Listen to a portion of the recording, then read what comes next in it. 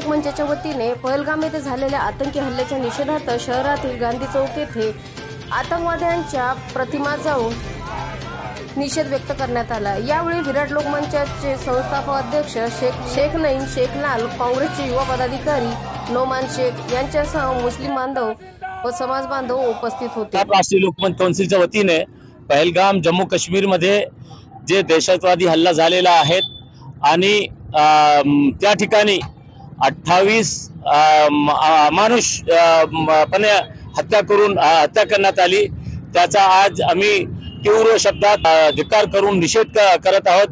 त्याच पद्धतीने आज पाकिस्तानाचा भी आणि पाकिस्तान दहशतवादाचा निषेध तीव्र शब्दात निषेध करण्यात आलेला आहे। भारत देशातून जम्मू काश्मीर मध्ये लोक सहलीला जात आहेत आणि एकाच ठिकाणी मोठ्या प्रमाणात लोक असताना सुद्धा त्या ठिकाणी कोणतीही कोणतीही बल सुरक्षा उपस्थित करण्यात आलेली नाही। याचा अर्थ काय? सर्वांना हेच वाटत आहे की मागे पुलवामा मध्ये जे घटना घडली आणि त्याच्या आधारे लोकसभा निवडणूक जिंकलेली आहे, पहलगाम मध्ये जे घटना घडली याचे कारण काय? हा लोक अनेक सर्वसामान्य जनता प्रश्न उपस्थित करत आहेत। ज्यांनी अमानुषपणे हत्या केली त्यांचा बिमोड करावा व त्यांना त्यांची जागा दाखवून द्यावी।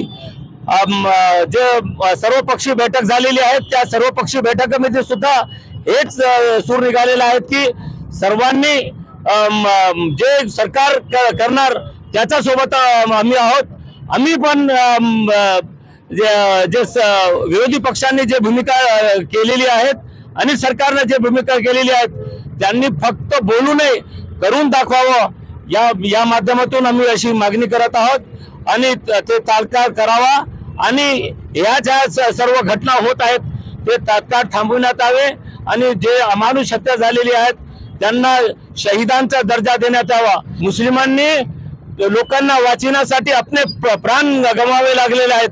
लोकांनी आपल्या घरात त्यांना नेऊन जेवणाची, खाण्याची, राहण्याची सुविधा केलेली आहे। तरी हे कुठेही हे सर्व बाजूला ठेवता फक्त यांना एकच उद्देश यांचा की संपूर्ण भारत देशात हिंदू मुस्लिम करून द्वेष निर्माण करावा व खाई निर्माण करावी, एकमेव उद्देशाने हे केलेले आहेत।